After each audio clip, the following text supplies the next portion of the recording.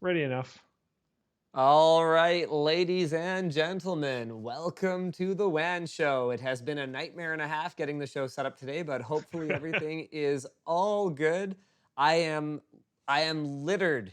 I am littered in like USB XLR interfaces and capture cards and laptops, and hopefully everything stays working for the hour or so that we need to broadcast. Guys, I want to start the show though with a big shout out to the one and only Luc Lafreniere, okay?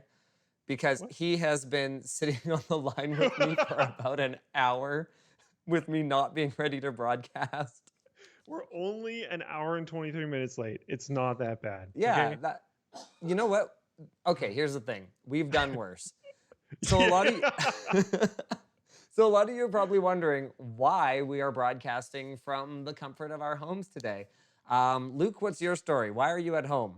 Why can you just go to the office so that I could video call in and we could use the regular stream setup? Luke, Well, in my defense, I don't know if she wants me to talk about this. My girlfriend is high risk for the current thing that's out in the world that I'm not going to name oh, because we're of allowed to talk demonetization. about it now. YouTube has eased the restrictions on talking about COVID.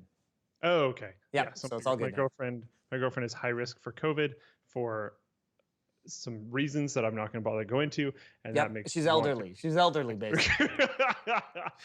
She's over 80, so 20% risk of Yeah, mortality. yeah, Yeah, it's so okay, I'm Luke. We just get it. We I'm understand. just being careful for that reason. Yeah. Going out only when I really need to, and I didn't realize it was going to be a problem, to be clear. Yeah, I also, it was a big if I problem. if I knew it was going to be a problem, I could have just done the setup on my end. We could have just done the same thing but reversed. Why didn't you suggest that? I could have done that so much faster. I mean, okay, I part was of the going to suggest for next week we might want to do that. what you don't like my setup here? Wait, okay. I I forget. mean, like the OBS side of things and stuff. Yeah, sure, whatever you say. So I forget. Did you ever end up with a video feed of me? No. Okay, cool. So Luke has no video feed of me, but the good news No. there is that means that if I yes, okay, good. I think I can add an item to our scene here. Yeah, here we go. So here's my laptop webcam because I want to show you guys what the streaming setup looks like today, hopefully without disconnecting anything.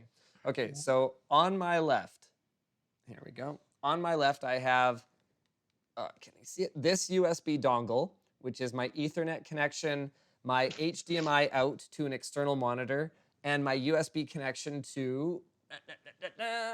Okay, ignore that USB audio interface. We're not using that, but we're using that USB capture card over there. Okay, hold on, wait for it. It gets even better. The HDMI out connection is to this external portable monitor on the floor, which is what I'm using to both see Luke's face and, and bring him into the OBS scene. On my right is a Go XLR USB XLR interface, and then I was supposed to use some XLR microphone, but I was having issues with the stand that they sent me. Now that I'm sitting on my couch because I couldn't use my TV, and using my computer upstairs was not convenient because it's in a separate room, and so plugging all this stuff in via USB had the potential to cause a bottleneck because I just have one USB 5 gigabit per second link over optical. So what I decided to do was use my XLR wireless microphone. So this is a lavalier mic. So I'm wearing that pack in my lap right here. Okay, so that's on my belt. And then to monitor audio, I have these headphones plugged into the Go XLR so that I can hear myself and make sure everything's all good. And then I have in-ear monitors, which I am using to listen to Luke. And that's just plugged directly into the laptop. There's so many solutions happening all at once. That's Yes, amazing. and none of them are great. No. It's an actual miracle that this is working as well as it So, is okay, right now. so why didn't your desktop work? My Because desktop, so much of this would be so much easier if you're on a desktop. okay, my desktop was going to be a pain in the butt because I don't have a convenient way to mount a good camera behind my monitor because all I've got is a big tripod. So I would have had to use a webcam, which I thought we weren't using, but then you went and showed up with a webcam. No one So told me anything. I look, knew nothing. look, it doesn't matter. It doesn't matter. The point is, I look better than you for the first time ever, in spite of my 3 days of self-isolation facial hair that I've got I going like on it, here. by the way. Thank I you. haven't Thank you. commented on it yet, but I actually think it looks pretty good. Thank you. And so, okay, so there was that. Plus the fact that my desktop is in a different room from the monitor. So that means that I have only a single 5 gigabit per second optical link, and between the capture card and the audio interface and all the other things that I have on there, my mouse, my keyboard, everything, I was worried that I would overcome that link. Now, I do technically have a Thunderbolt dock there, but my Thunderbolt dock or the cable or the Thunderbolt interface on my AMD motherboard, super weird, one of those things is not working. It is not working. So I was like, okay. Also, there's no convenient way for me to light that room. Like, there's just a bunch of problems doing it next to my desktop. So then I thought, okay, I'll do it in the living room with my media PC. And then I realized, what was the problem with the media PC? I don't remember. I don't remember. There's some problem doing it through the media PC. And so I settled on just broadcasting off my laptop. Shout out to Dell too, because this XPS 13 2-in-1 is handling this like a champ. I'm at like 60% CPU usage and 70% GPU usage. And yeah, I'm good. I'm good. As long as I got my dongle, my life is amazing. If I don't have my dongle, my life is over. So if that dongle gets disconnected, this whole stream is done, completely done. Why don't we talk about what kind of topics we got for the WAN show today, ladies and gentlemen? Doesn't this feel like such a throwback?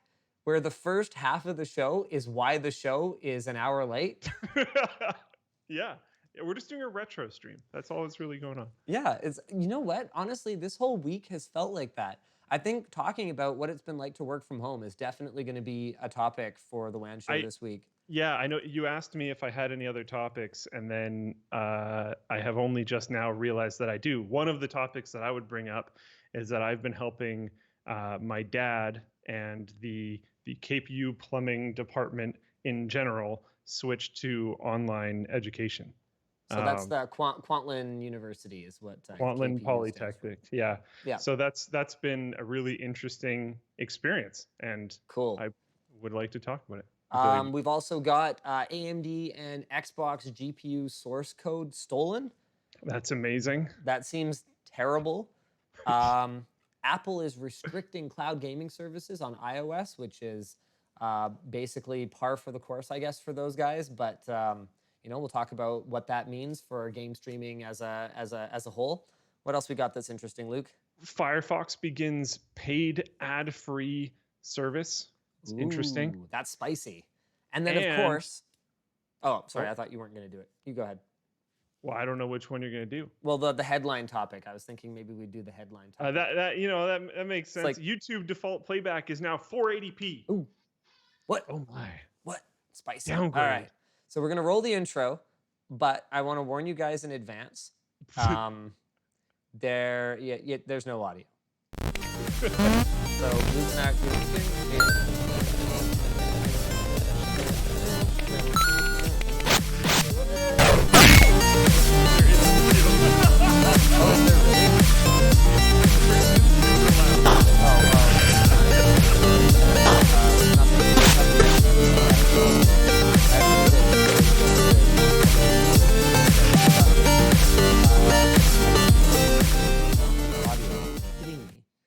You know what? I don't care. It doesn't matter. It's over. That was it. That was the only time we were going to experience that on today's stream, because realistically, I'll forget to do the other thing.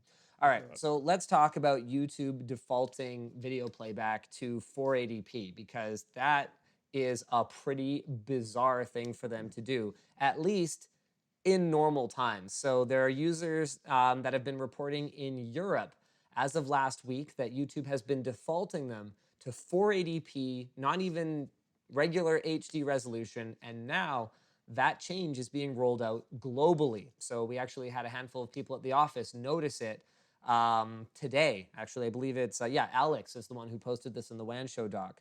But there's actually a very reasonable explanation for all of this. Luke, would you consider dropping down Floatplane's default video quality in this time, and why? I don't think we're gonna quite have the impact Self-own right here. that Right they here. Here do. comes the self-own. Like YouTube turning down their default playback would result in a very large amount of users that aren't going to bother click a button to change video quality, which is maybe not of the people watching this stream right now, but is probably a relatively large Yeah. group of people that watch YouTube. It's going to result in them sucking up a lot less of the world's bandwidth, especially when Right. everyone is stuck at home. And especially this when will they're Philistines and wouldn't have appreciated it anyway. Yeah, yeah. And it's this will actually very likely make a noticeable decrease on the internet usage of the world, which is crazy. And Flowplane would not be in the same category at all. So I don't think we're too worried about it. It's probably fine. But that does lead us into why YouTube would do this. So the COVID-19 pandemic has caused a massive uptick in global internet usage for a variety of reasons. So number one is that people are stuck at home with nothing to do. So what are they doing? They're going on Netflix, they're gaming, they're watching Twitch streams. They're playing. Didn't Steam log their most ever users online, and that was without any kind of crazy launch. That was before the Half-Life Alyx launch. That was, I mean, what Doom Eternal was coming out around that time, and like there were a lot of people playing it, but what was it, like 20 million concurrents or something stupid like that? And if I remember correctly, even just like Counter-Strike itself had like the most users it's ever had. And it's not like there's been a crazy big tournament in the last week or something that's been, oh yeah, you need to go play CS:GO again or anything like that. Just people are sitting at home with nothing to do. And then the other big factor is going to lead us into our next topic here pretty nicely, is the explosion in work from home measures that are being implemented by employers. So basically, the cold hard truth of it is that unless you absolutely have to, as a business, you are not shutting down. And like, that's a good thing. It's good for the business owners. It's good for, if they're big enough businesses, it's good for their shareholders, and it's good for the employees. People want to work.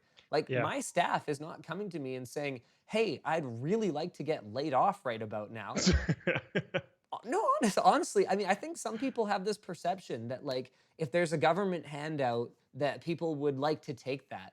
But we absolutely are working on something. In fact, I think there was some news about that today. What was it, like $1,000 or something like that? I don't know, whatever. I don't know. It was supposed to be for people who are impacted by the COVID-19 outbreak. But there's literally no one on my staff that's like, yeah, I sure would like to not have a job, and I'd sure like that government handout if I can have it. So, our goal as a business is to be as operational as we possibly can, and all while keeping other people safe. So we've probably got a good, Vaughn, what percentage of people are actually in the office right now? A third, maybe? No one from Floatplane for sure. Yeah, no one from Floatplane's there. If you count those guys, we're probably closer to like a quarter. Yeah, so basically the only people in office are the studio management guys. So Tyler and Matthias are in because they need to actually physically move things around. We don't have any of our regular shooters in right now because Brandon's on vacation. And I think he could have been like, oh, you know what? You guys are kind of short-staffed. I could probably not take the vacation. But the flip side of that is he had his vacation booked, and that's a perfect opportunity to quarantine yourself for 2 weeks. So like, he's been hanging around at home as far as I can tell. David's out, self-quarantined. He got a note. Sorry? Why would I not? Because you're not supposed to. I'm not? Why does it matter? Confidentiality. Oh, I guess so. Yeah. Okay, well, whatever. So the point is, everyone's out. And the only people who are in are, we've got some of the editors in. We've actually been experimenting, though, with people editing from home, which I didn't think was going to be possible. But this is kind of crazy. We've got a video that's going to be coming out about this. Do you know Parsec? Yeah. Okay, so for those who are not familiar, Parsec, okay, you know what, hold on. Before I transition to this topic, I do want to finish up with this. Basically, yeah, there's an explosion in work from home measures, which is a combination of remote access to files or to desktops, file sharing, that's being done sort of over the internet rather than over a local network. Yeah. And then another big one is video conferencing. So who is it? Shoot, I forget. Is it Zoom? I think it's Zoom. Was saying that their user base just like absolutely freaking exploded overnight. So it's having a significant impact. So I think we had positioned in the title on thumbnail of this video, YouTube degrading quality as like it might be some kind of a bad or outrageous thing. But actually, it's fantastic because as long as people don't care enough to click like one click, 2 clicks is all it takes for them to change the quality.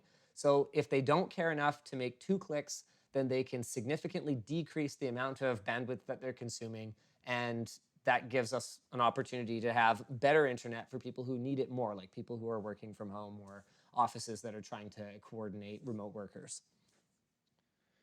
Yeah, I know from my experience trying to work on this. I mean, most of the float plane stuff is just fine. All we really do collaboratively in terms of videos talking to each other is we do like meetings twice a week, and those have been not really impacted. I didn't expect they would be. But my dad's thing and his school, I've worked on a Discord server for them, and we set up. It's actually kind of a cool setup. Every teacher has their own category, and that category has like a few different text channels and a few different voice channels, and they all have interesting permissions and everything set up so that you get like enrolled in a class when you join the Discord server, and then you get access to just that channel and blah, blah, blah. But getting streaming working for them was a hurdle because they're not like Twitch streamers. They're plumbing instructors. So that was, and they've like never heard of Discord before other than my dad. And all this other kind of stuff. But they've been picking it up, and we ended up figuring out that like even though you can stream your screen or your camera or whatever, Discord is fairly limited in terms of like having multiple things on screen and whatnot. Right. So I've had them start. I had them all install OBS, and even though I don't think you can stream through Discord with OBS, but I used that as like a canvas program, so they were able to lay out their screen and then full screen projector source their whole scene and then capture their screen, if that makes sense. So this is interesting. The chat is basically exploding with people saying that they are limited to 720p. Are you guys talking about the stream we're on right now, or are you guys talking about YouTube in general? So let us know, guys. Let us know, all right? Twitch is limited to 720p right now, but that's the source. So I think you're streaming in 720p. Oh, okay. It doesn't say that I am, which is weird. So I just checked. I saw that, and so I decided to check the OBS settings, and it's definitely set to, oh, I don't have rescale output checked, but it says 1920 by 1080 next to that. You know what? I didn't. Oh, yeah, okay. It's because I created a new profile, and it's it was in 720p. Remember when I had to change the streaming settings? Yeah. All right, sorry about that, guys. Yes, this is a 720p stream today. All right, yeah, so don't worry about it. It's all good. That's not YouTube-wide. That's just yet another thing that went wrong with the stream today. All right, so let's talk about some other remote work options, or some other remote work stuff. One of the things that we've been experimenting with is Parsec. So for those of you who are not familiar, Parsec is a company that's really focused on remote gaming. So that's a space that's really exploding right now. You've got NVIDIA with their GeForce Now. You've got Sony's offering. You've got Microsoft, Project xCloud. You've got, who else did we? Oh yeah, Google with Stadia. And then of course you've got some of the more kitschy niche ones. We actually got a ton of criticism in our recent roundup of game streaming service for not including ShadowTech, and I feel like it must have gotten cut in the edit or something, because we did mention them, but we had decided not to include them in a roundup of these game streaming services because we really felt that ShadowTech was almost a different category of game streaming service, not that similar to something like a GeForce Now or especially a Google Stadia. So what ShadowTech is a virtualized desktop, and basically what they're running is if I recall correctly, they're taking each box, which has many CPU cores and then multiple GPUs, And then much like we did with 7 gamers, 1 CPU, or 6 workstations, 1 CPU, they're cordoning off those resources. So every one of these virtual gaming rigs gets its own GPU and then a segment or a chunk of the CPU cores. And then what you do is whenever you want a game, you can use any device you want, whether it's like an Android phone or Android TV even, or a laptop, and then you remote into that virtual desktop and you use the performance of that virtual desktop in order to play your games or edit video or whatever the case may be. All right, so there's a reason I'm telling this whole story. Anyway, maybe we should do a follow-up where we check out ShadowTech compared to these other solutions. But what's different about it is that when you log into a shadow box, you're basically just looking at like a desktop. You have to like install your own games and stuff. Like there's no like pretty launcher and stuff like that. You're just using a computer. It just happens to be, 100 miles away or 1,000 miles away or whatever the case may be. So we didn't really consider it to be a proper mainstream game streaming service. Also, anecdotally, I've heard that their wait list to get a shadow box is like 6 months or something like that. And every time we mention it, apparently it gets really, really bad. So if it wasn't 6 months, it probably will be again now that we've just mentioned it on WAN Show. Because when we did our sponsored video for them a while back, apparently they just were buried for like actually months in requests, because there's a limit to how much data center space that you can get and how quickly you can scale up. Like there's cash flow considerations. So back to Parsec. Parsec is kind of like ShadowTech, except that instead of remoting into their data center to use the machine, you remote into your own computer to use it remotely. So totally different from like a GeForce Now or Google Stadia, because you actually have to own the hardware, but it's like ShadowTech in that you are able to access it remotely and use it as though you're sitting in front of it. And Parsec, like ShadowTech, has really put a lot of emphasis on a couple of things. Number one is keeping their latency as low as possible. And number two is working on both absolute and relative mouse movements and making sure that they are translated correctly across this over internet access connection. So what that means, I actually had to ask what that meant. I was familiar with the concept, but I didn't know the terms. So absolute mouse movement refers to when you move your mouse and your pointer moves corresponding to it. And then when you pick up your pointer, it like stays there.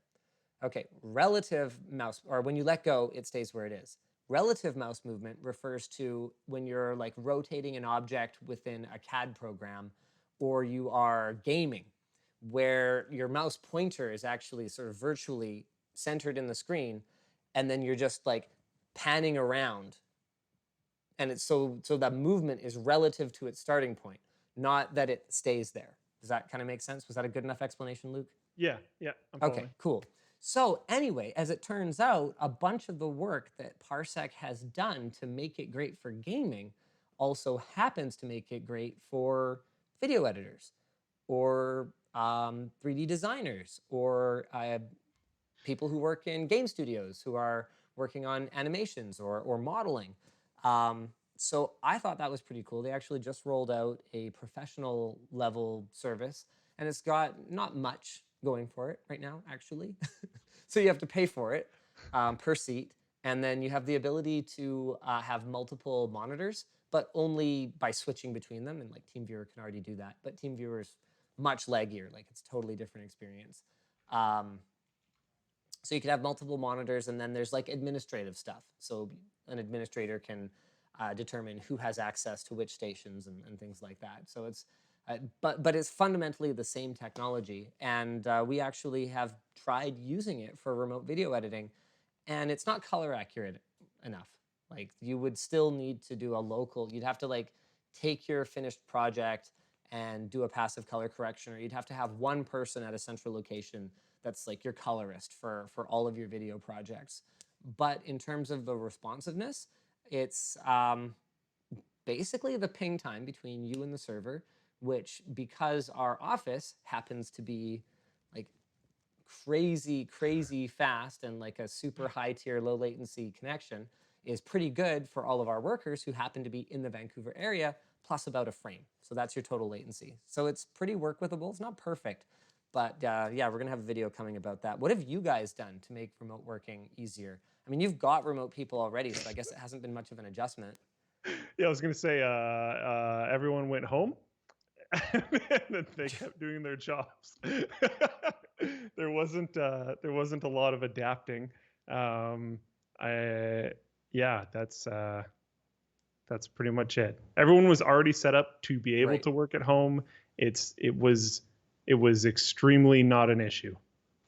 It took maybe less than a fifth of a day for one or two people to adjust, and then that was about it. Okay, so Our side is pretty simple. here's the big question: is will this experience change anything about the way that you work moving forward? And I'd love to hear from people in the chat as well. In my opinion, no. We've already been set up at Floatplane for a hybrid of remote work and local work. We have already set a precedence that it's okay, but preferred for you to be in locally.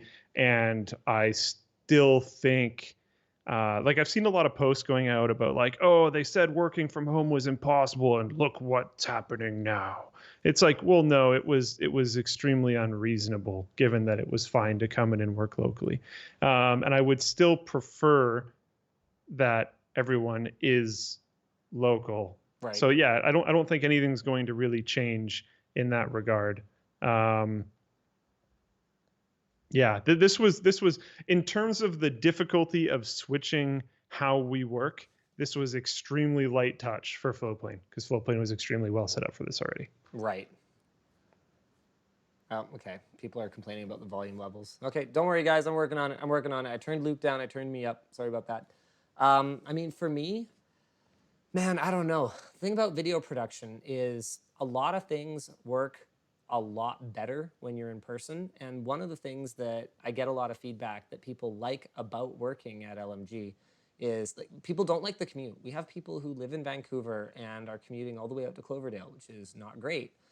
But I've had multiple people, without me prompting, bring up in their annual reviews last time around that one of the great things about LMG is that they could go for a beer with literally anyone on staff. And, you know, depending who it is, they might not be BFFs or whatever, but like, it'd be a good time. Be all good. And I feel like it'd be really hard to have that level of camaraderie and that kind of a team dynamic if you're not in the same place, doing the same stuff, seeing each other's faces, you know. It takes work, and like honestly, a decent part of the reason why we have those two meetings, the Monday and Friday meeting, is so that everyone at least hears each other twice a week. Right.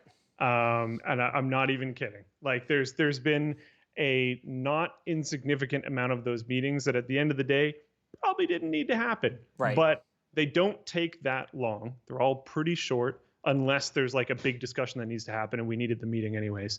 But if that isn't there, they're all pretty short, and at least everyone checks in with each other. There's that vocal check-in because I know sometimes there's a lot of loss in translation when it comes to just communicating through text. Oh yeah, especially if English isn't everyone's first language. Like I know you've got people overseas and like sometimes and people not overseas, people in Canada.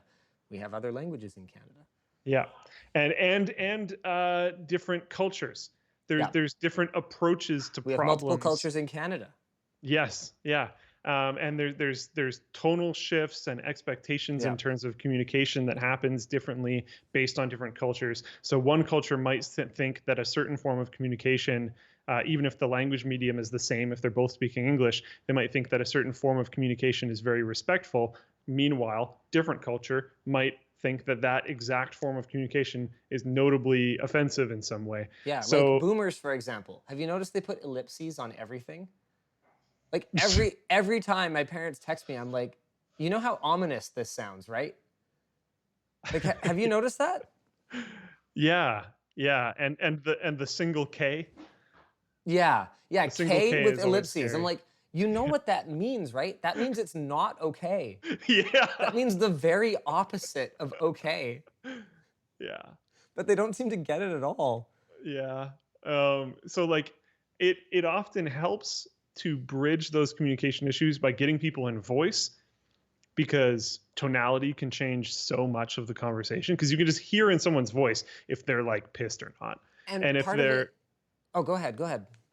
and if you add video on top of that, that can Yeah. often be helpful to another level. It might not be another level that's really beneficial or helpful, depending on how kind of adapted your team is at this point, how much time they spent together, if they get each other yet or not. But like if we were to bring a new member on the team right now, I would probably push at least the majority of the team to try to have video enabled in meetings for the first little while, just so that you can see body language on top of tonality. Well, part of it too is like a social credit, not like China's social credit system, but I mean like an interpersonal relationship type of credit.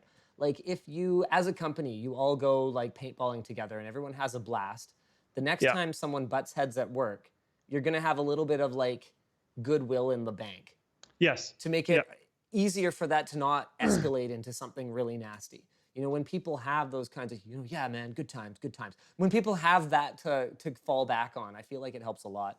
And it's hard to do that not in person. I mean, gaming's great, but it's not quite the same either.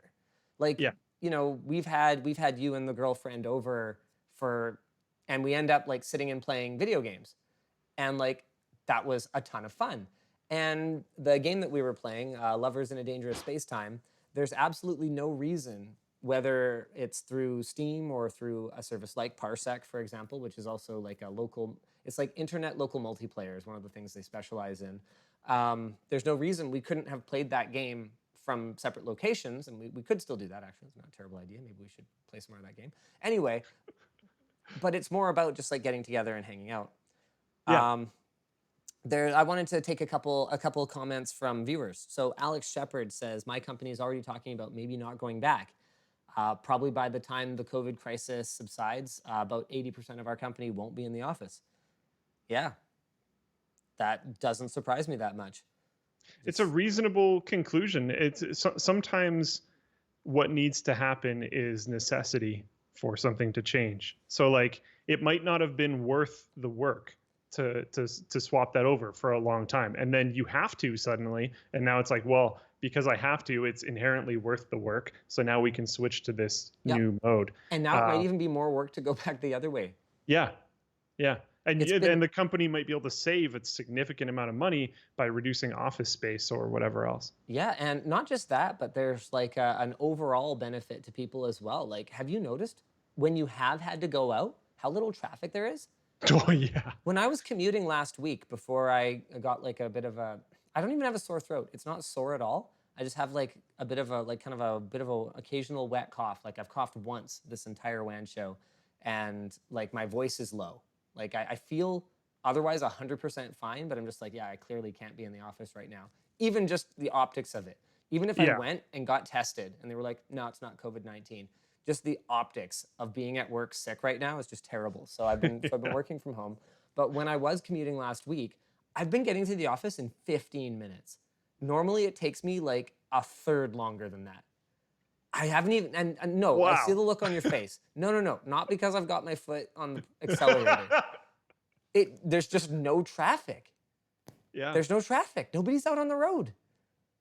It's kind of crazy. I've been talking for a long time. You and I have had this conversation before about like future cities and like what working and in-person communication and stuff might look like in the future, because the current state of these like places in the world that are hyper hubs of human population with super expensive land and rent and all that kind of stuff. I guess it's relatively sustainable, but it would be way easier if people were able to spread out. Yes. But with the need to communicate into these dense areas, people usually want to pack in like crazy because employers want access to more potential high-skilled employees. Yes. So you want to put your office somewhere where there's lots of people and then everything crams together. And where your, dick feels the biggest as well. That's another thing that really like annoys me. There is no reason why, both sports stadiums in Vancouver need to be in downtown Vancouver. put them somewhere else. I mean, when the Olympics came to town, they were like, okay, let's put the skating oval in Richmond, and let's put this stuff over here, and let's put that stuff over there. Yeah, why not? What a novel idea. Just put it at the end of a train track. Yeah, and I mean, I part way get it. in, and you're I good. get it. That's the entertainment district or whatever, and there's lots of restaurants around there and stuff. You know what? Those restaurants still going to be there. And if you go and you put a sports arena somewhere else, the restaurants will probably come. I mean, isn't that what city planners do? Isn't that their job?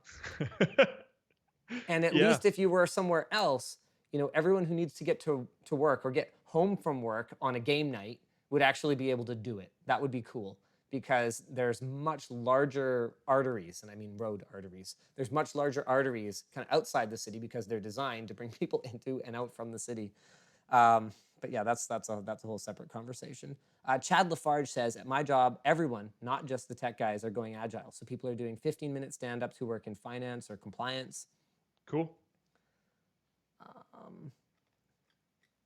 It took me a long time to go look at the chat, so there's actually not that many comments about it anymore, but that's fine because we kind of need to talk about our sponsors today anyway. Unfortunately, I don't have any... Oh, that was weird. Okay, whatever. We're not going to fix that right now. One of the sponsors is Displate. I don't have any Displates to point at because I, without thinking ahead, intentionally positioned myself on a blank wall.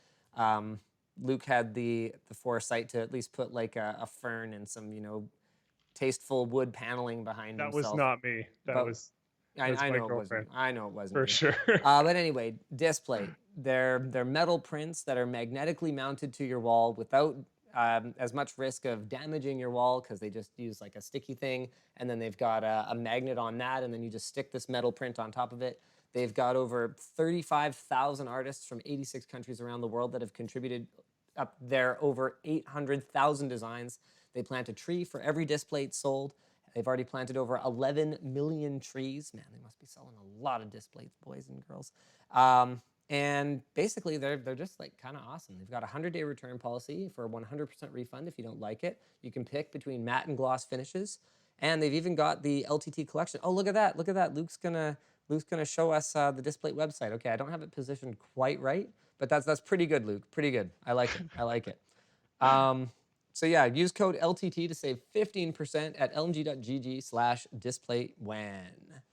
All right, do you want to switch back to yourself, or do you want to go to the Moss link now? Okay, I'll work on the Moss one. lmg.gg/Moss organizer. All right, so Moss, they got all kinds of good stuff. They got their awesome backpack. Apparently, I'm supposed to be featuring the black pack, which is like a bigger version of the one that I use. So if you're bigger than me, I'm like 5'6", what is that, 185 centimeters or whatever that works out to? Whatever, 180 centimeters? Okay, so that's how big I am. I'm not big enough for the black pack, so you know, you go ahead, you get a black pack if you're larger than me. Otherwise, they've got tons of different sizes, tons of different styles. The black pack has a 27-liter capacity. It's made of 1680D ballistic nylon for durability. It's got an exterior water bottle pocket that is large enough to fit the LTT water bottle, lttstore.com. It's got built-in cable management and an available power cord and USB power bar to keep your devices charged. It's got adjustable sternum and shoulder straps and a built-in rain fly to protect your bag from the elements. It fits laptops up to 15.6 inches, you know, for like big manly men with big manly laptops. And it's got a 5-year warranty. Use offer code LinusTech to get off everything on their site. They've got all kinds of stuff like cable organizers, cables, you name it, they pretty much got it. Next up, we've got private internet access. What's in your online security toolkit?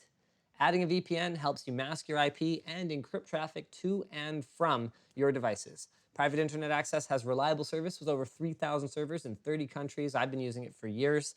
I think I've had like, I don't know, maybe like 2 outages, something like that. And I've been using it for, man, dang. I've been using it since we were still working with, who was the one we worked with before? I actually can't even remember. Tunnel Bear. So I was using PIA because, why was I using it? I think I switched to it on a trip to China or something like that, because I'm not going to guarantee PIA will work in China because it's a constant arms race, and sometimes it works, sometimes it doesn't. But I think it was because PIA was working for me at that time, and I just never got around to canceling it. And so now I've been using it for years and years. And they now feature WireGuard, which is in a beta state. There's no bandwidth caps. They've got configurable encryption and an internet kill switch to make sure that if your VPN disconnects, you don't accidentally leak out any data. So if you're, let's say you're torrenting movies or whatever else, you don't want a nasty letter from your ISP, PIA is going to make it so that they can't tell what's coming in and what's going out. You can try it risk-free with their 30-day money-back guarantee, and you can connect up to 5 devices at once with clients for Windows, macOS, Android, iOS, and Linux. Check it out at lmg.gg/PIA-WAN. We've got that in the lower third right there that Jake graciously sent over to me. Actually, Jono sent this one. Jake was the one who sent over this one because we didn't have it in the pack that Jono sent. That was another thing that went wrong when we were trying to start the bloody show today.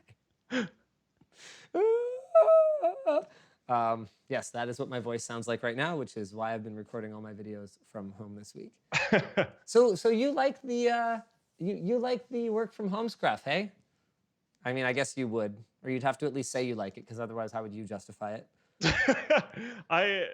Mine is out of necessity because I look terrible without one. I think yours just looks good. I know you've experimented a couple times, but I think this level of scruff looks pretty good. I think it makes me look very, very homeless. Really? Yeah, it's funny because I'll look at myself in the mirror and I'll be like, man, I look awful. And I'll try and fix my hair and I'll be like, oh, I've got 2 or 3 days of stubble. That's the problem. And I'll go shave and be like, yeah, that's better. Because let's face it, there's no fixing my hair. Mind you, today it's kind of funny. This is actually no gel. I just kind of ran my hands through it before I went to bed because my scalp was itchy, not because I intended to do it. And then I slept on it and it was it's weird. See, it's only at the front. It's like a peacock in front of the face kind of. It's kind of working deal though.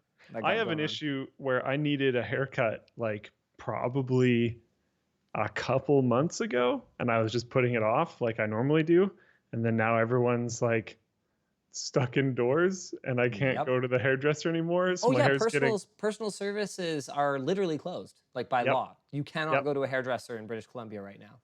Yep. So it's getting pretty bad. It's really long. It was already to the point where it was kind of, I really should have gone by now.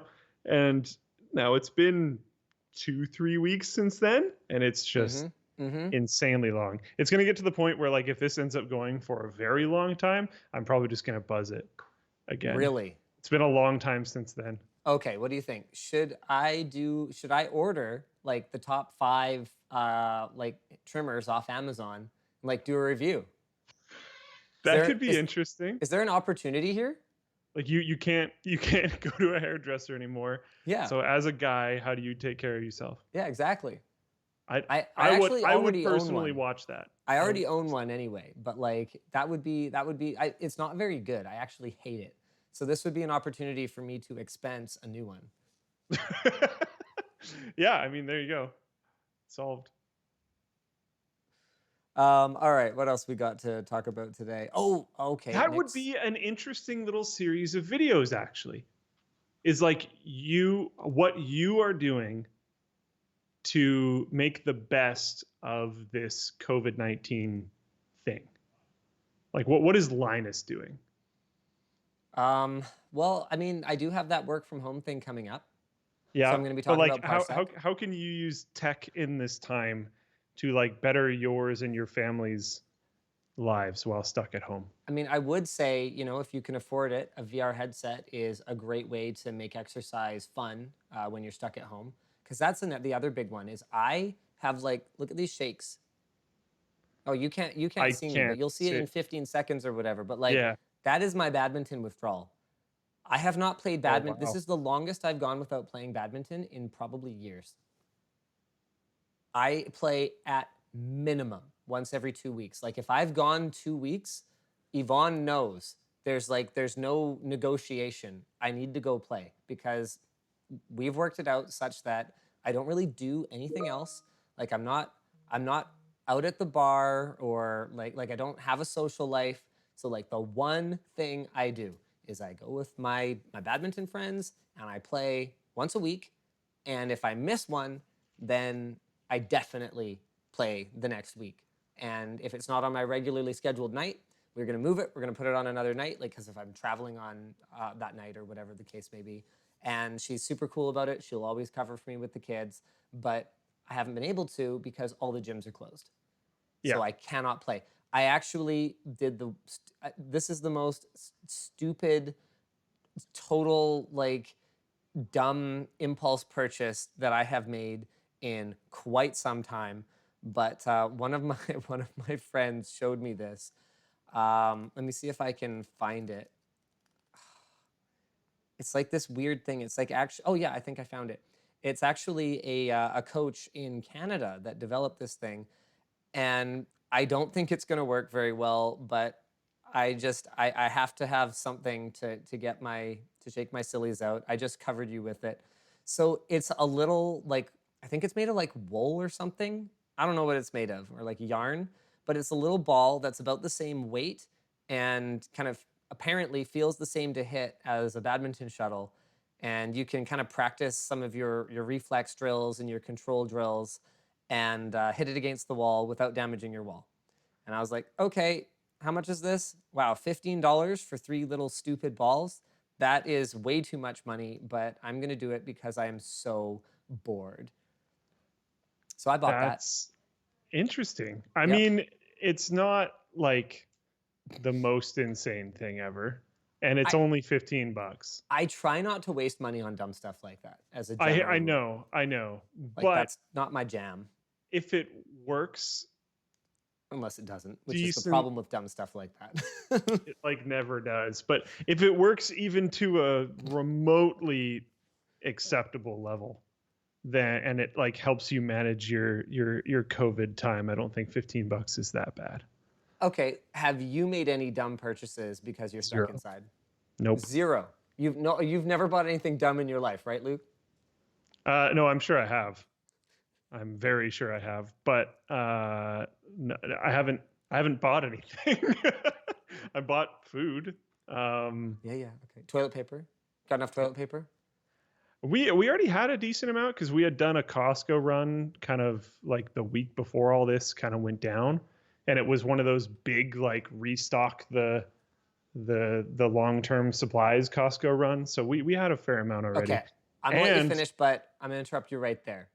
Sure. If you run out of toilet paper and you have even the remotest amount of difficulty finding toilet paper, do you make the switch? Do you go bidet?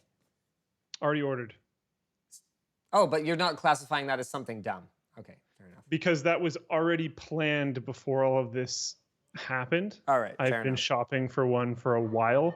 They're annoyingly expensive. So knowing me, it took a very long time. Yes.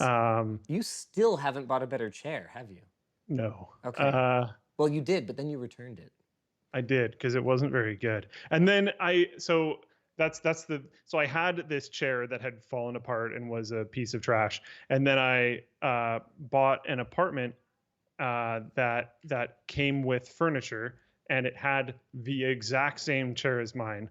The exact identical model. So I was just like, well, I'm going to drop kick this chair into a dumpster thing, a municipal waste thing. I don't remember. It's supposed to go there, whatever. And use the new chair. And then the new chair is already like, I don't know.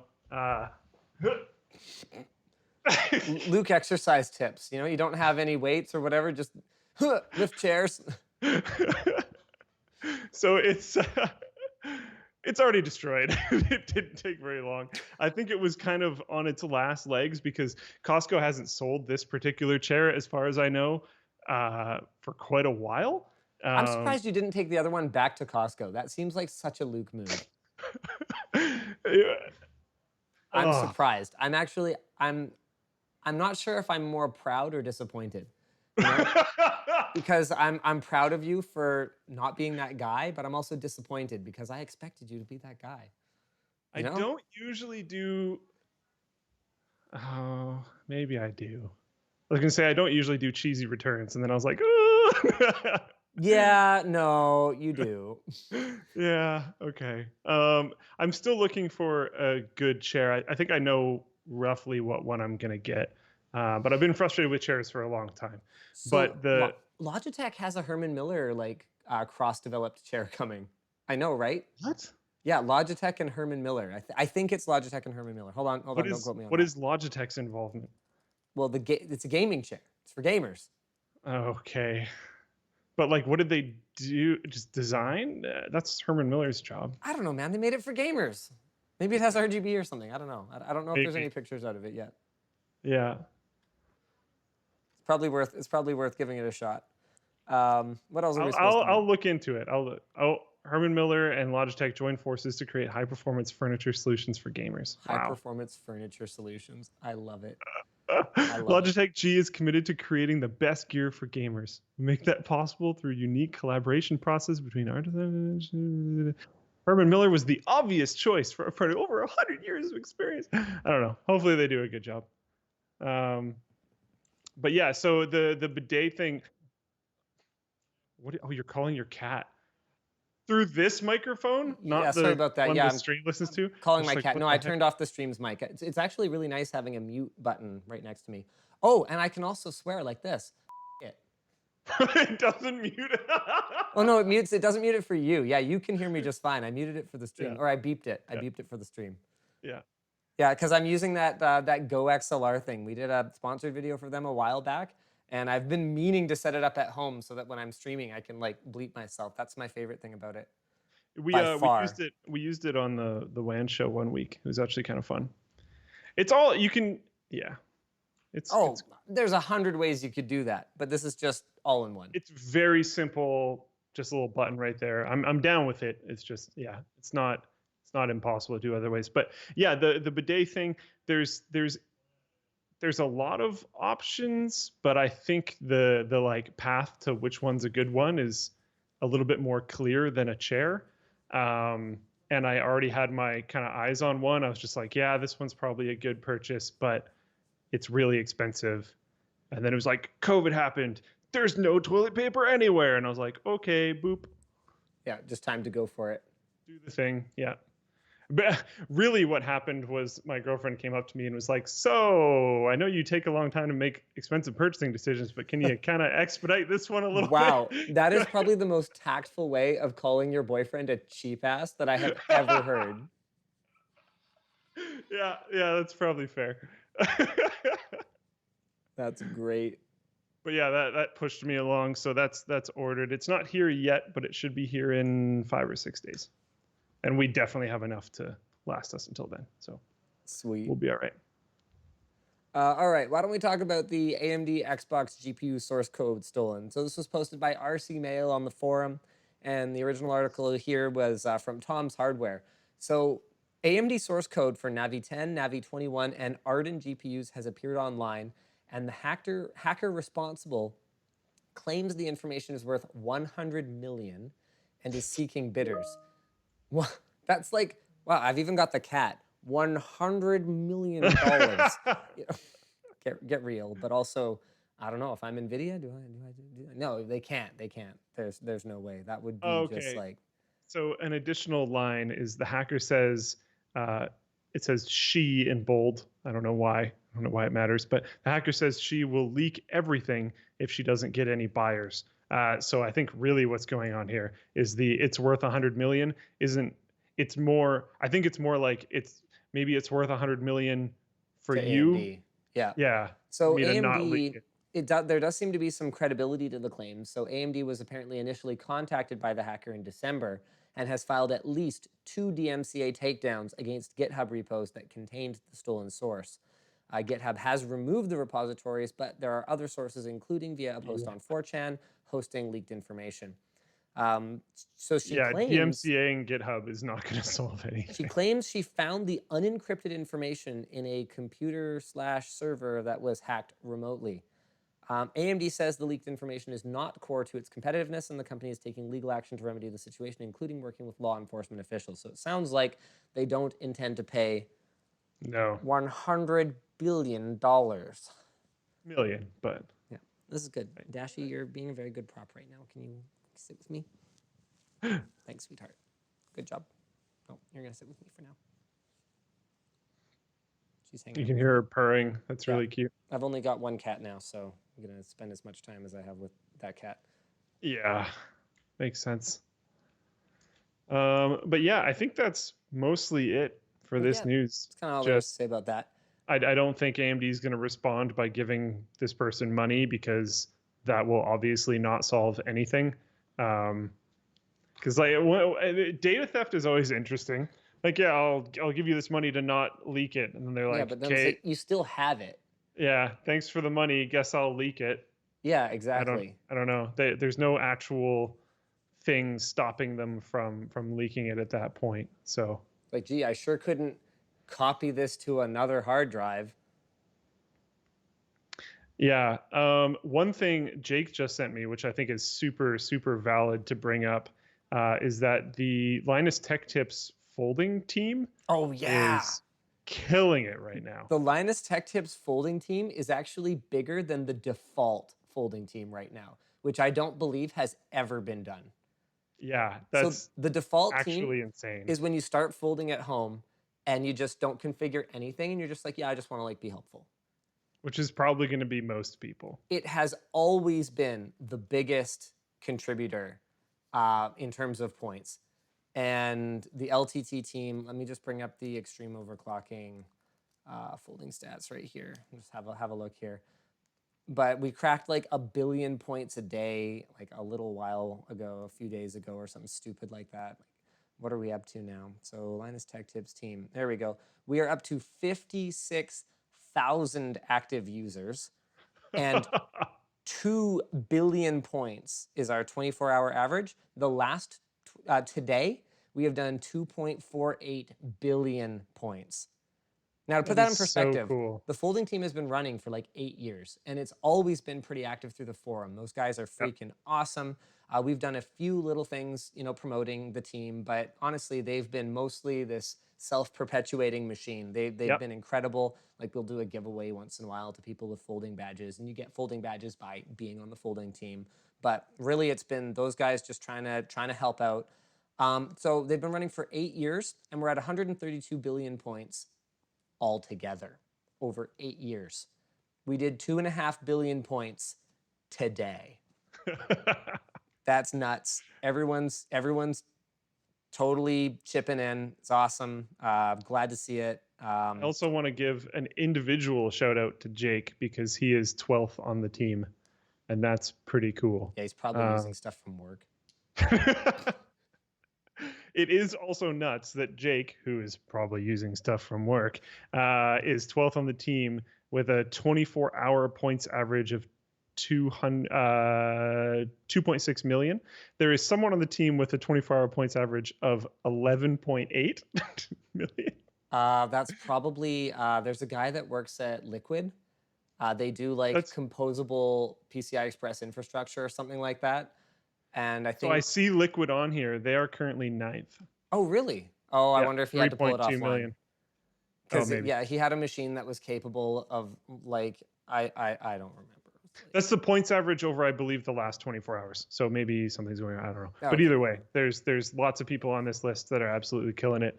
Everyone appreciates you. Thank you very much. I think we have a topic in here, actually, if I can bring back up the doc. I have an update on that, by the way. So we alluded to in our first video about folding a week ago, we alluded to that there are not enough servers. So since then, one of the videos I filmed at home this week was actually building our folding at home ingest server, or like a job server. So we're going to be giving that half of our internet connection at the office, so 5 gigabit. I believe Jake has it deployed, and we're just waiting on the folding guys to do a final validation on it, and it's going to start issuing jobs. So we're going to have that video coming out, I think, on Floatplane this weekend, or it'll be a double release on Monday, because there was one more clip we wanted to do where once it's formally up and running, Jake was going to video call me in, because I can't go there, and we were just going to like kind of go, oh, look at these bandwidth stats and CPU usage stats and how many clients are connected. We just wanted to like see some stats. That would have been like kind of a fun payoff for the end of the video. So we're just waiting on that, and then we're ready to go. But it should theoretically already be running over this weekend, and we'll just be filming that clip maybe Monday morning. Then we'll throw the edit together and throw it up as a double release on Monday. That's awesome. That's super cool.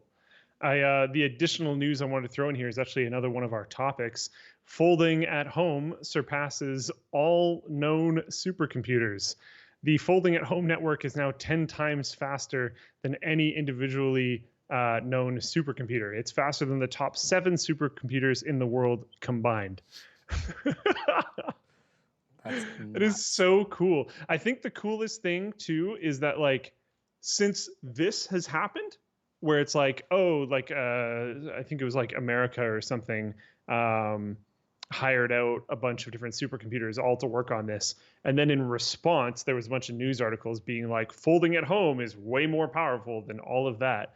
I hadn't actually heard a ton about this before then, meaning that this is probably a majority of like grassroots forum nerd type of people for sure. jumping like, on it, which Barnacules is awesome. is pushing his users to get into it.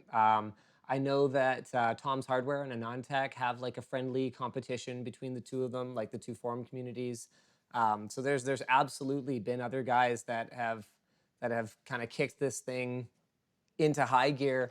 And then, you know, my whole thing is like, I'm sorry, you're gonna try and like take our spot. Like, that's our spot. So not only are we gonna hold on to our spot, ladies and gentlemen, but we're gonna take a new spot. We're gonna take the biggest spot, the greatest spot. So yeah, I'm really proud of our community, and not just ours, but just all these other communities that are pitching in. Yeah, it's super cool. I just have an appreciation for it, I think, because it's like, even if you're not on the Linus Tech Tips team, it's still kind of like our people, you 100%. know. So I just think that's really cool that our segment is able to step up so much in this time. I think that's pretty awesome. Let's talk about Firefox having a paid ad-free program. So the source here is the Mozilla blog, and let's talk through what it is. So Firefox Better Web with Scroll is a new test pilot initiative where users will pay to get an ad-free browsing service on partner websites. So it's $2.49 a month for the first 6 months. That's $2.49. So that's, what is that, like 42 cents a month or something stupid like that? And then it goes to $5 per 6 months after that.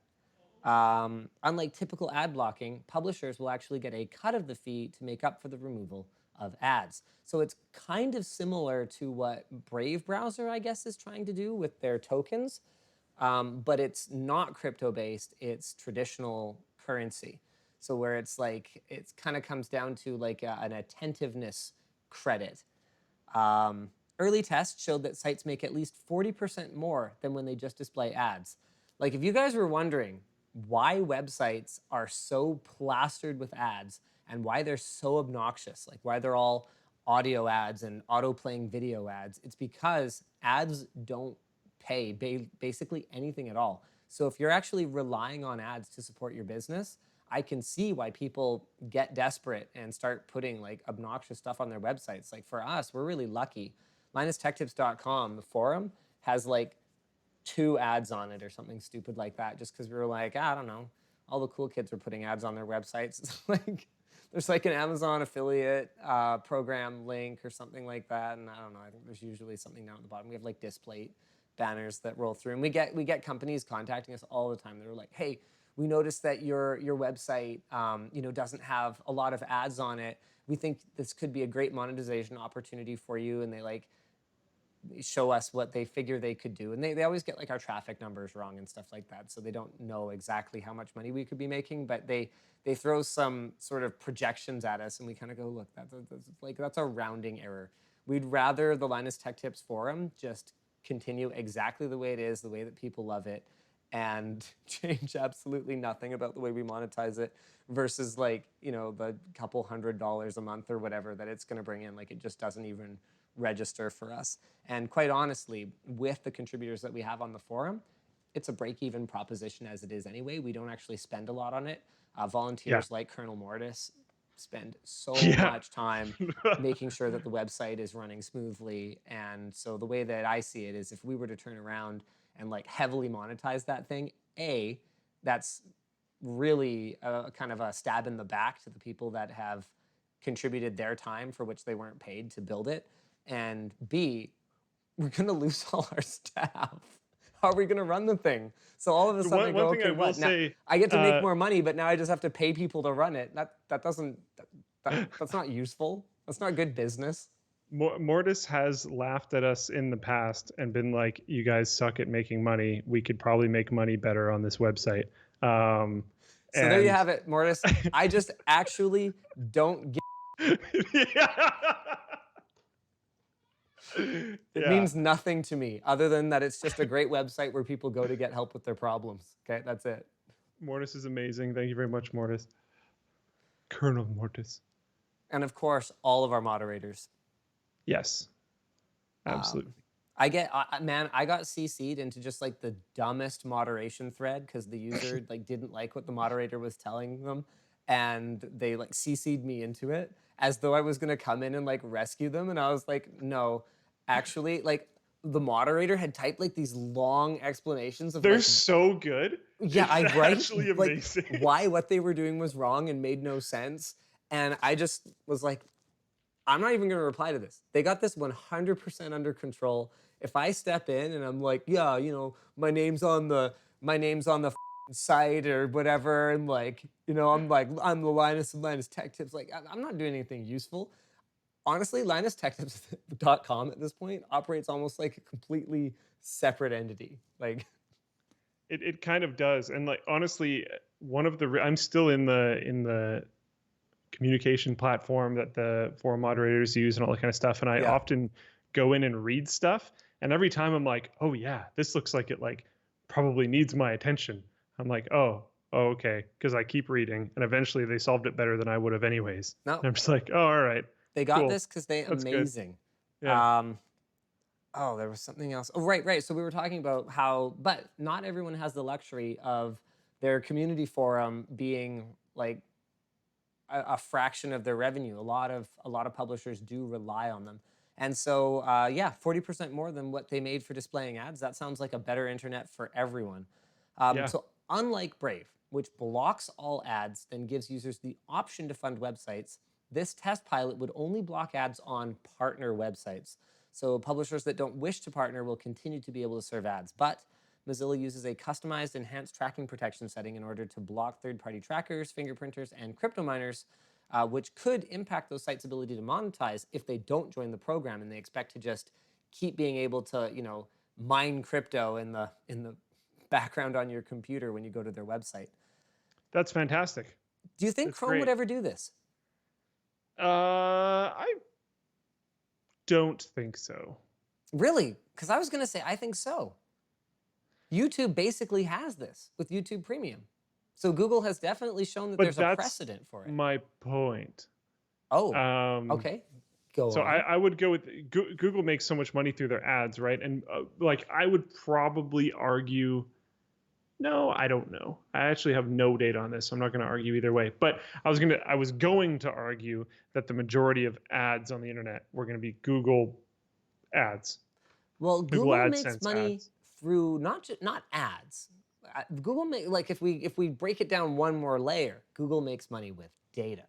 So this program might actually give Google an excuse to collect even more data.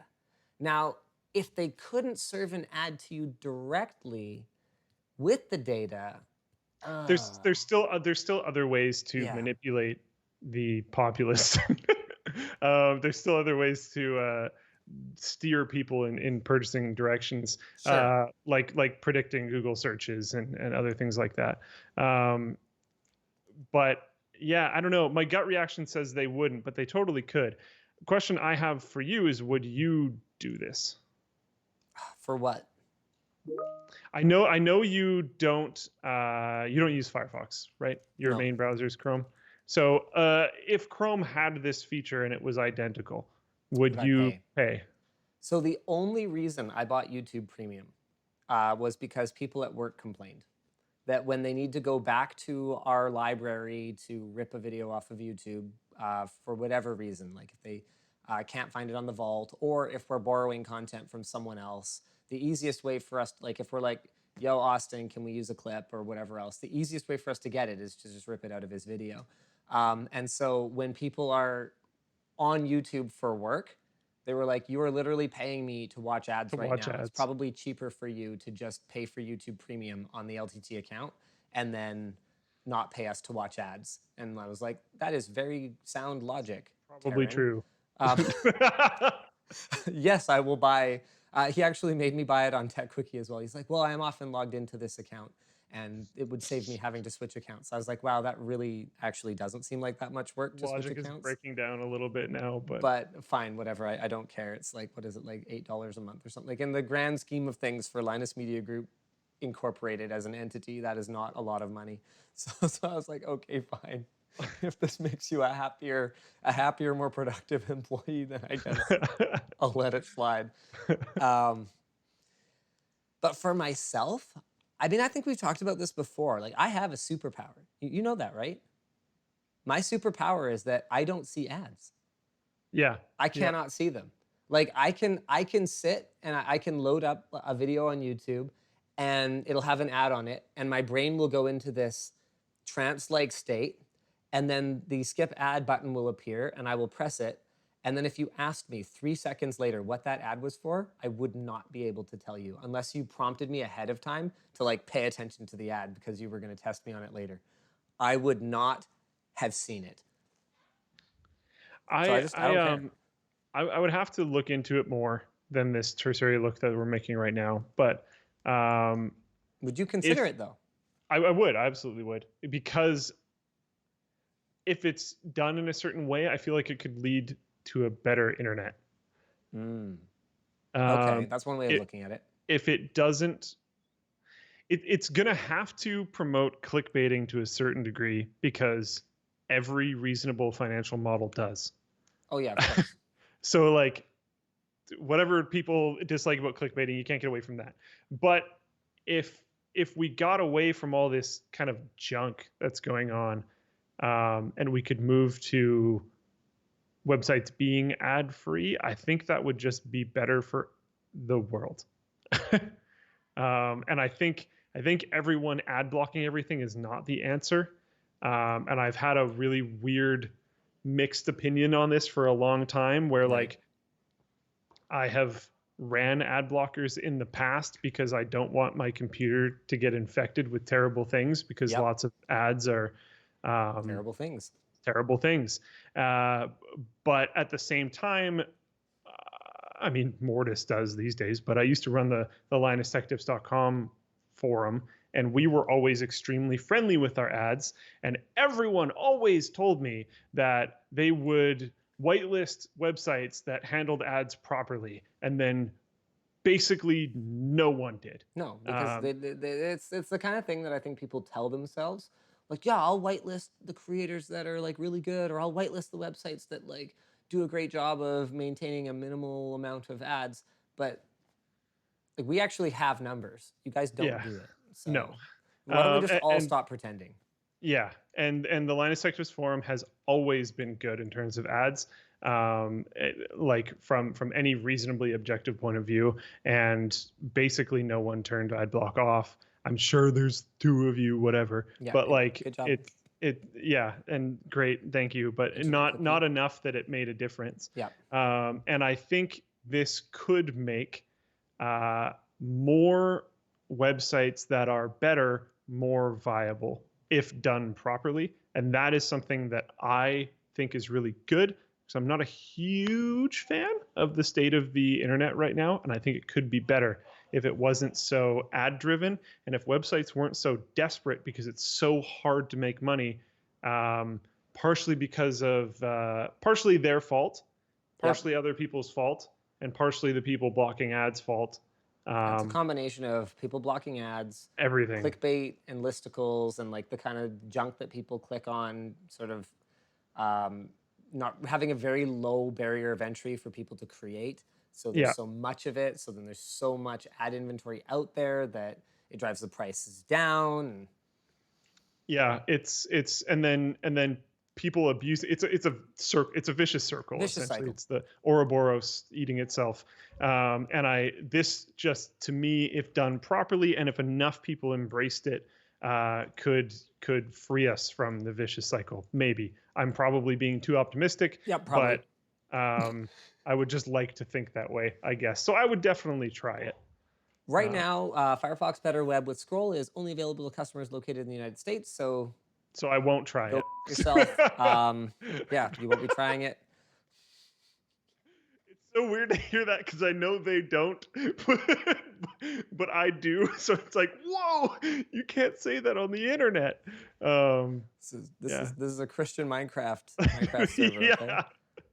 Okay? So hold on, we got one more topic that I wanted to hit today before we go through some super chats. Oh wait, no, can you hold on. Nick is going to kill me if I don't talk about LTTstore.com. I'm on it. No, I got it this time. Okay. LTTstore.com. Guys, we have a shipping promo. So it's for our Canadian home dogs. Let me just try and remember what it is. Yes.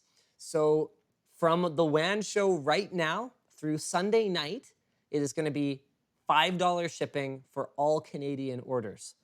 Also, we have a new product that just launched that's just our old products. It's called the Mystery Shirt. So this is basically a mix of shirts that didn't sell or that were like promotional limited time ones where we just had kind of a few odds and ends.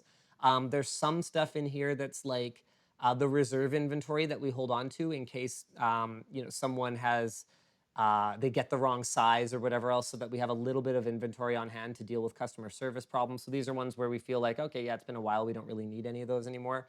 So mystery shirts just launched, $12.99 a shirt. We recommend that you just buy one because we can't guarantee that you'll get unique designs if you order more than one. In some sizes, there might only be like one design. But anyway, we've got those. And for our Canadian home slices, we've got $5 shipping for from now until Sunday night. Woo! So this might not be the most cheery thing to discuss, but shipping has been a pretty major issue in the times of the COVID. Oh yeah. Okay, I've got a story. You want a story? Yes. Guess how much we are going to be paying. We're restocking Stealth Hoodie because we are completely out. Guess how much it's going to cost us in shipping to get them over here from the other side of the Pacific Ocean. Oh boy. Per hoodie. Okay. Per hoodie. Like, I have no idea. And this is in bulk. Okay, this is in bulk. I have literally no clue. We are not raising the price for this. our valued and beloved users, but we are definitely taking less margin on them. You got to guess. Come on, you got to guess. Can I guess the delta? Because I would have no clue where to start. Have some fun. Throw out a number. It's fun. It's a game. It's fun. Play fun game. $3. $3. I have no idea if that's good or not.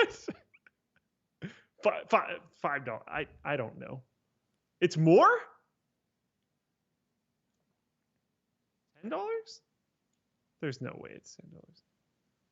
You're still there? I can't see you. I have to wait till the stream updates. Oh, I'm so sorry. Yeah, it's still up more. Okay. More than $10 for one sweater. How cold am I? You're pretty warm. You're getting warm. Okay, 15. It's 12. 12. It's going to cost us $12 per hoodie to get them over here. So that is going to be a big hit to our margin. But Nick and I were talking about it. That's on a ship. That's not like... No, that's air. That is. Oh, air. That is air. Okay. But that is brutal, even for air. So back when I was doing purchase orders for NCIX, if we were ordering something like heat sinks, I think heat sinks are something pretty comparable to a shirt in terms of the dimensional weight. It would cost, you would have to account for somewhere between about $1 for a heat sink to like $2 or something like that. If you were, no, probably more like 3 to 5 for something like the size of a heat sink or a power supply.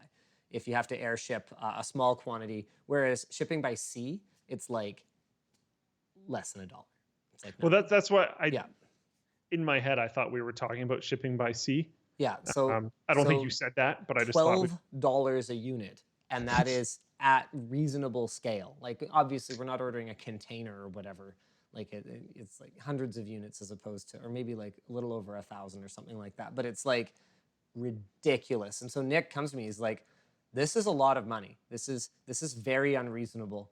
Do we just wait, or do we order it, or do we go through with it? And I'm like, well, you know, making $5 a unit is better than making $0 Zero. a Yeah. unit and not selling anything. So, and people are bugging us about it. They're like, hey, stealth hoodie's out of stock. WTF? I can get a stealth hoodie in Animal Crossing, but I can't get one in real life. And we're like, yeah, we'll sort that out for Wait, you. what? You can get a stealth hoodie in Animal Crossing? You can make it. Someone made a stealth hoodie. Someone else made a swacket. They look amazing. Dude, my girlfriend will not stop talking about or playing that game. Yeah. It's amazing. Yvonne was asking and me she about was it, and I literally just like, designing sweaters last night. I'm not getting it. I have never tried an Animal Crossing game, but it seems like the kind of game I just shouldn't play.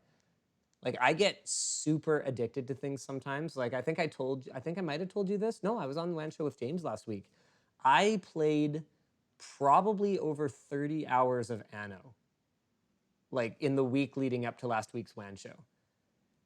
Just like, I was up till like 3, 4 a.m., like 2/3 of the nights, just like completely addicted to this ANNO file because I was having these like economic problems that I couldn't solve, and I hadn't clued into selling ships to boost your economy. And anyway, I was just like trying to crack this nut, and I was like overproducing on my islands, and I was like, yeah, but like if I don't overproduce, then I get these precipitous drops in income because the people can't get their luxury goods, which is what really drives your income, is people buying luxury goods at the marketplaces.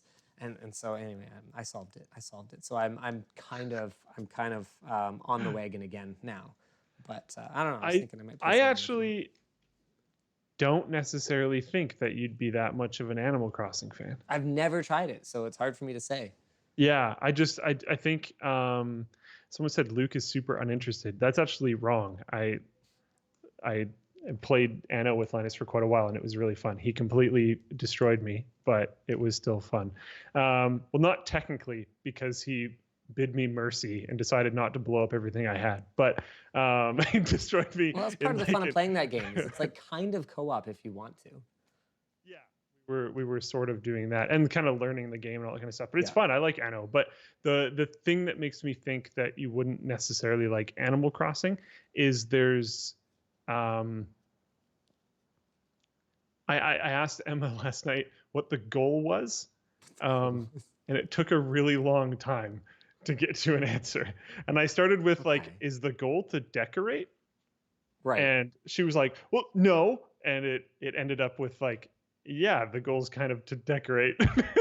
And I feel like that wouldn't necessarily enthrall you quite as much. Maybe not. Yeah, maybe not as much. Cosmetic upgrades haven't really been my thing in the past. It's very funny to me to see, like, now with Animal Crossing being like a worldwide phenomenon. Remember that headline we were talking about where Microsoft basically decided they were above both Sony and Nintendo because their true competitors were Amazon and Google? I'm like, guys. Maybe that's true, but not in the way you want it to be. Yeah. Like, guys, you don't understand. Like, it doesn't matter how good your cloud infrastructure is. If Nintendo keeps creating gaming experiences that people need to buy their hardware and buy all their software and buy all their accessory in order to have the full experience, they are going to keep making money hand over fist forever. Like, one small example of this is for one random person in Twitch chat, Twitch Plays Dion, said in all capital letters, the goal is to be cute. And I think that's probably better than how I described it. The goal is to decorate. I think, the goal is to like be cute. It's those games where you just like dressed up the dolls, like those web browser games, and then just like made a little room for them to sit in and stuff. But it's like this island, and you get to like decide where people live and help like lay out the flowers and the trees and catch the but a lot less technical, I think. And there's only one island, but you can go visit other people's islands through a plane. I don't know. I watched her play it for a little bit. Shoot, what was I going to say? What were you just talking about? Oh man, I don't even know. Who knows? Oh no. Oh yeah, Nintendo is never going to stop making money. The Oh, Pokemon yeah. franchise Yeah. alone is going to be enough for them to make money forever. Yes. And they have the most insane war chest ever for the size of their company. It is baffling to me that they still aren't into heavy into the theme park thing, because I would be as likely to go to Nintendo Land as Disneyland with the kids. I would love to go to Nintendo. They have so many beloved intellectual properties, and the amusement park industry is the kind that I think Nintendo could just go in and okay, so what? We need 100 experts. We have all the money in the world. Let's go poach 100 experts and design and build a park. There's no way they couldn't do that. I think the last time that they had a business model where you had to go to the facility in person, they want to kind of hide that history a little bit. So I think was that? What are you talking about? I gotta know now. Let me make sure my information is not messed up. All right, why don't I do a couple super chats while you look that up? No, I already found it. It's from Kotaku, so grain of salt. But sure. The Nintendo they've tried to forget: gambling, gangsters, and love hotels. Ooh. The beginning of Nintendo was. Okay, well, they were like a playing card company. They were a playing card company, and they had a quote unquote love hotel, and some of their playing cards had less than clothed women on them, and things like that. Ooh, scandalous. Yes, very much so. I don't know. I'm just making a joke. But yeah, I really think they should make Nintendo Land. They literally had a game called Nintendo Land, and I enjoyed it, and it was fun.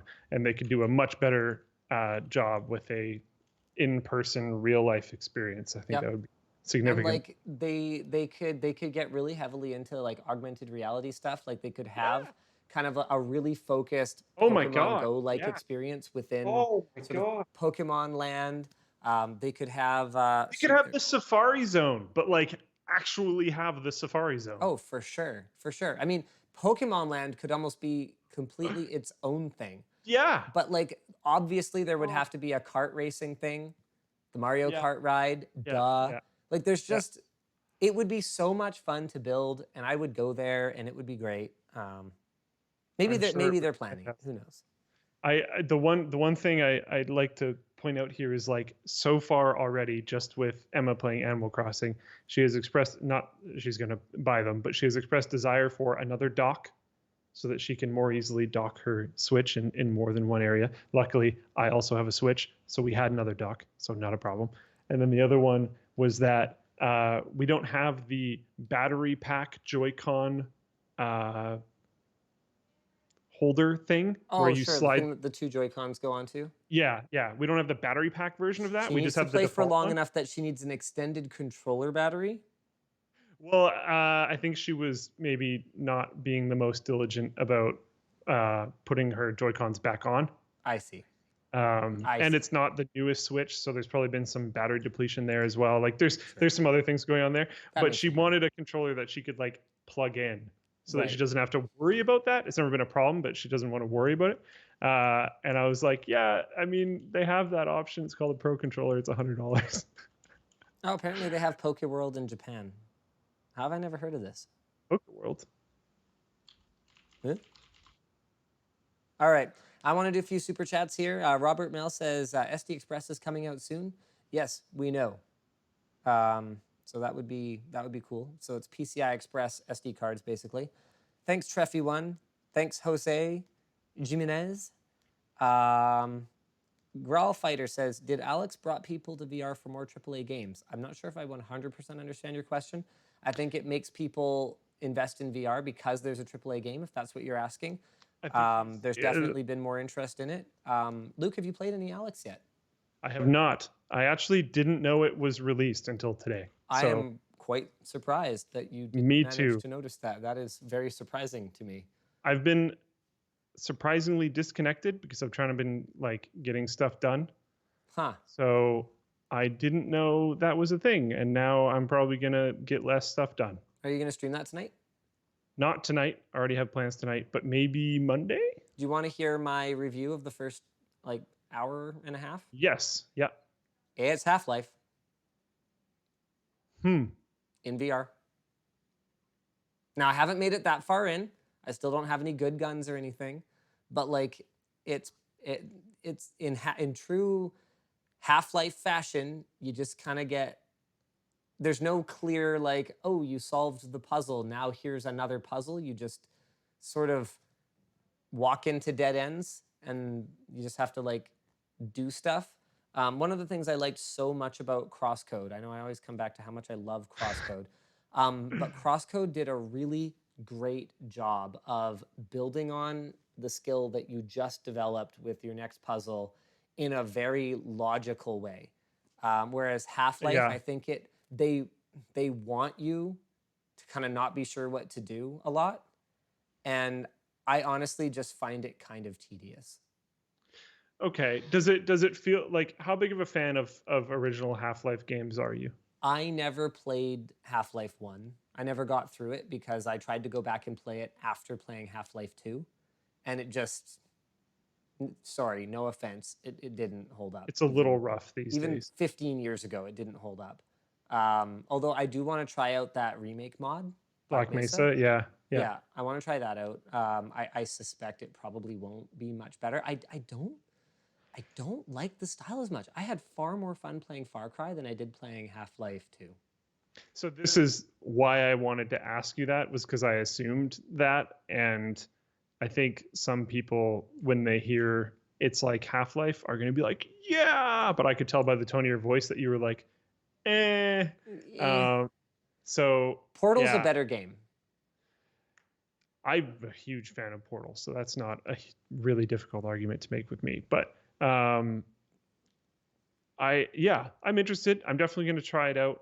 I'm interested in it being a like Halo product for VR. That's cool. One really cool thing that I've seen already, I wonder if I could find it.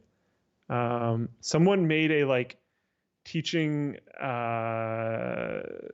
angles in Half-Life Alyx YouTube video that was like hilariously good. Teaching angles?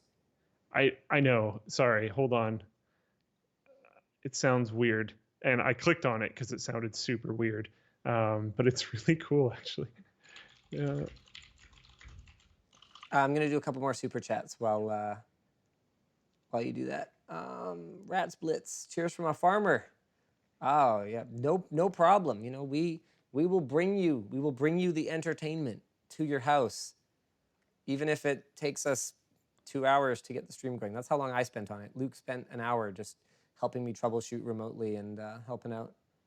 Kinestic says, is that the Pornhub casting couch? No, but it could probably serve that purpose. It is leather, so it is easy to clean. Okay, I've got it. The one issue is if I play it, they're not going to hear the sound, which is maybe fine. But I can skip through it and show why it's cool. Kinestic wants to know why our shipping to Australia is expensive. That's because shipping to Australia is expensive. Sorry, this is the best we can do. Yes. All right, go ahead, Luke. Okay. For now. Let's play Angular Vocabulary Review. So you guys can't hear this, I guess. But this is Half-Life Alyx, and the presenter guy, the guy hosting the video, talks as if he is teaching a class remotely. And he's like, oh, this is the first time we've had to do this. I guess I'm coming to you from my home. This is a view from my home. You wouldn't normally see this because I talked to you in the classroom, blah, blah, blah. He's like role-playing as if he's a teacher. And then he goes into this room and he's able to manipulate the objects and write on the glass. And when I first saw this, I didn't think he was actually going to do anything. He's looking around for something. I didn't think he was actually going to do anything. And I thought this writing was already there. And I was like, oh, it's an interesting random thing to have in the game. Maybe some like math nerds will appreciate it. I keep jumping to parts where he's just looking around. But no, he did it all. And I thought this was wild. It's actually really cool. He does a whole legitimate math lesson in Alyx. And it's kind of random, but like you could legitimately learn to understand angle vocabulary after watching this person's video. And it got 615,000 views. That's pretty crazy. I don't know. I think it's pretty cool. It's interesting. And it's like well presented, and honestly, the medium works really well for him. Yep. I don't know. It's just, I just thought it was really cool. Cool use of VR. Cool use of using a video game to accomplish a different task. Jake says, what are the prospects of Honest Answers Volume 2? Particularly interested if my YouTube Premium helps the artists I watch. I didn't really have anything planned for another round of it, but I can tell you your YouTube Premium does help. It's way more than ads. Way more. Cal says, Luke in quarantine at a spa. Nope, that's just his house. That's just my house. That's a literal zero contribution from me. That's my girlfriend going around decorating things. It would look a lot more sparse, and there would be like probably band and movie and gaming posters around, and nothing else really. And it would be messier if it was just me. Pickles. Yep, we're crushing it in folding at home. We talked about that probably after you sent the super chat. So yes. Rank 4 soon, you better believe it.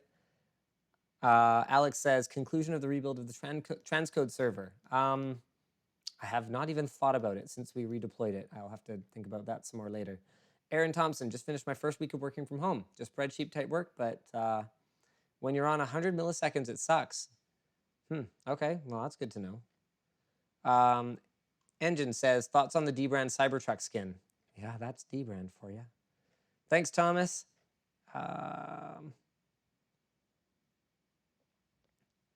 See, Chalk RJ. So I'm watching your VR Thursday video and wondered at what point did Linus just build a fake home at the office because he filmed there so often? No, that's just my house. And yes, you're welcome for bringing back channel. Super fun. Let me just go through. No, there's not too many of these this week. Death here says, what headset is Luke using? It's not a headset. It's headphones. They're Sennheiser HD 595s. They're quite old at this point, but they've served me well. They're still working. I've had to buy new, well, I didn't have to, but it would have been a very bad idea if I didn't. Yeah, they were gross. I've had to buy new little pad things twice now, just not because they were bad, just because I use them a lot. And again, it was the right thing to do. But yeah, I'm very happy with these headphones. I hope I never have to replace them. The only thing that has started to become a little bit of a drawback is that they're open back. And my current position of my computer, as you can maybe guess, is in the middle of like the living room area. Yeah. So sometimes if someone's like cooking food or doing something like that, it can be hard to hear things. But like there's a good option coming. If you want to like spend a lot of money again on something that you don't have to get something better than again for a long time, I tried out the Drop X THX Pandas. So they're wireless. Oh, that's cool. I like that a lot. But you can plug in a wire. And always a good option. It sounds the same, wired and wireless, and they sound great. Okay. They're just outstanding. I have been thinking if I got another pair of headphones, they would need to be wireless and closed. I wouldn't use them. I wouldn't use them on Bluetooth for gaming, though. I mean, I haven't actually tried, and they are using some new codec, something, but I doubt the latency is going to be good enough. Yeah, it would more be for like a niche case where like, I don't know, the TV in my place is just to my right. So like if my girlfriend wants to watch something on there, and I want to do something on my computer that has audio, whether it's gaming or not, it would be so that these open back headphones, they don't block anything at all. So it would be just to make it so that the TV isn't literally louder for me than it is for her because the speakers are right beside my freaking face. So yeah, I don't know. I wouldn't be too worried about like, oh, I can't hear footsteps at the exact same fidelity. Like, I'm not super concerned about that as long as they sound really good overall. I'm not necessarily looking for hardcore gaming headphones, and are wireless and are closed. Those are like the things I'm looking for. So Maybe I'll All check. right. I've just got a couple more. Zach's Tube says, more proof everything is messed up this week. A Fern is the special guest on the WAN show. Diego says, greetings from Guatemala. Scott says, big shout out to all the folding people out there. Well done, everyone. Indeed. Dark Swordsman says, I don't use PIA, but WireGuard is awesome. So there you go. PIA now has beta support, I believe, for WireGuard. Thanks, Andrew. Thanks, Tyler. Thanks, Sheriff Mayor TV. Thanks, Brian River. This is for getting my man a better mic. Or this is for my man getting a better mic. I don't know if that's to get one or to thank me for getting one. The mic I'm using is okay, isn't it? I don't know. You're not watching the stream. No, the mic you're listening to me on is terrible.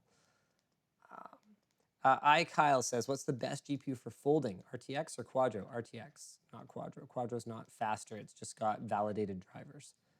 Oh man, you sent that super chat like multiple times. I'm so sorry for not seeing it sooner. We don't do these till the end of the show though. Now you know for next time. All right, sorry guys. No more time for super chats. It is 8 o'clock. We've been streaming for an hour and 45. Okay, I'm sorry, Luke.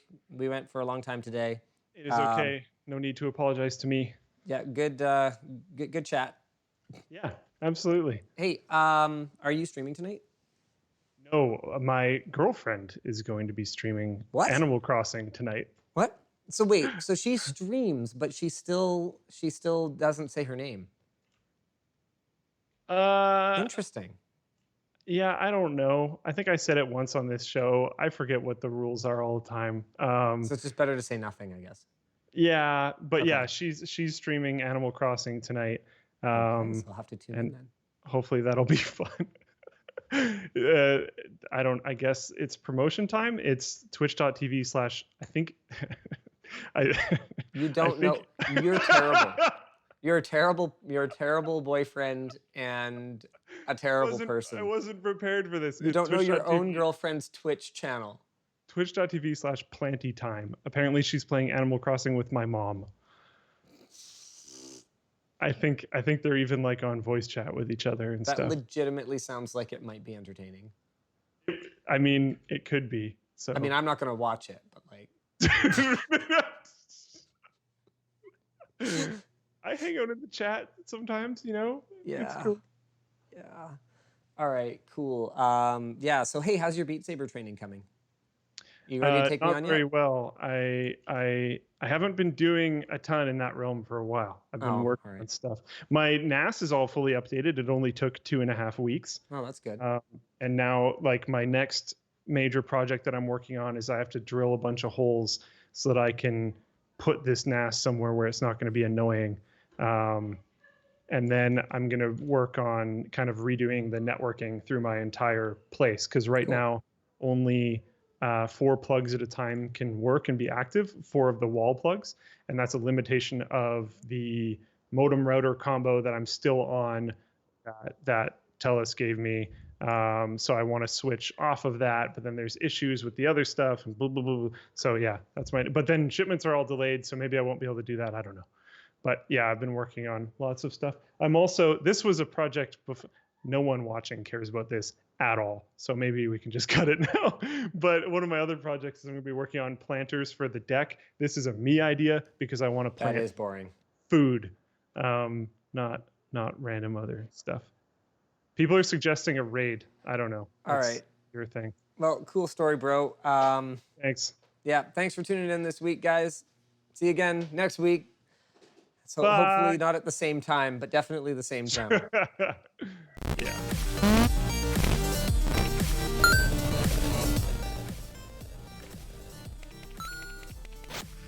She's laughing a lot from the other room, so I think a bunch of people went. Planty time. I think you just type in the chat /raid planty time.